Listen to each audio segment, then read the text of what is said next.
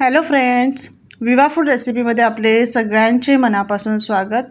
आज आपण हेल्दी आणि प्रोटीनयुक्त असे आपण कटलेट करणार आहोत।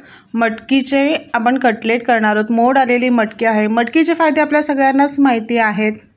मोड आलेल्या मटकीचे अनेक फायदे आहेत, जसे की वजन कमी होणे, रक्तातील साखर नियंत्रणात राहणे, रोगप्रतिकारशक्ती वाढणे किंवा पचनक्रिया सुधारते, असे अनेक फायदे आहेत। तर आज आपण मटकीचे कटलेट कसे करायचे ते बघणार आहोत।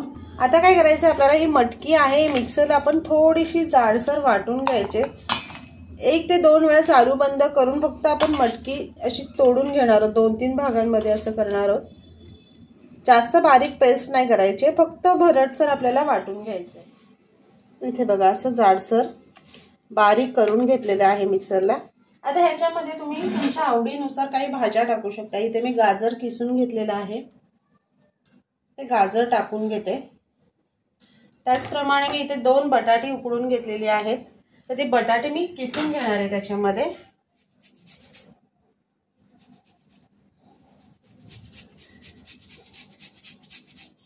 दोन्ही बटाटे किसून घेतले, त्याच्यामध्ये आपण चिली फ्लेक्स टाकून घेऊयात, ओरेगानो,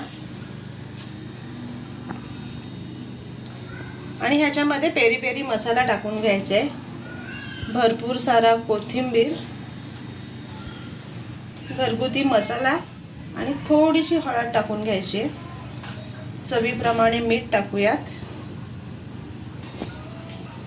आता ह्याच्यामध्ये आपण चीज टाकून घ्यायचे आणि सर्व मिश्रण आपण एकत्र मिक्स करून घेऊयात। मस्त कलरफुल असं झालेलं आहे,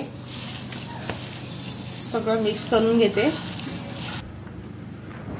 आता ह्याचे आपण असे रोल तयार करून घ्यायचे। रोल किंवा तुम्हाला कटलेट हवे तर तुम्ही कटलेट ही करू शकताय, पण मी असे रोल तयार करते। अशा पद्धतीने एक एक करून इथे आपण ठेवून घेणार आहोत।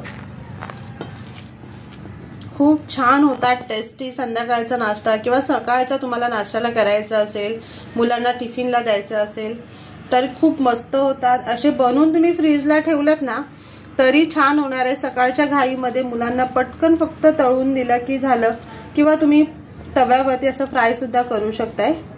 अशा पद्धतीने आपण सगळे रोल बनवून घेऊया।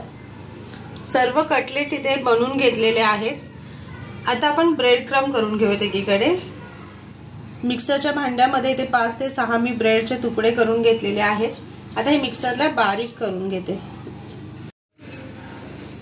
इथे आपण ब्रेड क्रम्ब करून घेतलेला आहे, मैद्यामध्ये डीप करून घ्यायचे आणि इथे ब्रेड क्रम्बला आपण ब्रेड क्रम्ब त्याला लावून घ्यायचे। व्यवस्थित असं दाबून दाबून लावायचे की सगळीकडे ते व्यवस्थित लागायला पाहिजे। इथे बघा अशा पद्धतीने आपण लावून घ्यायचे। एक एक करून आपण सर्व कटलेटला ब्रेड क्रम्ब लावून तव्यावरती एक एक करून ठेवायचे।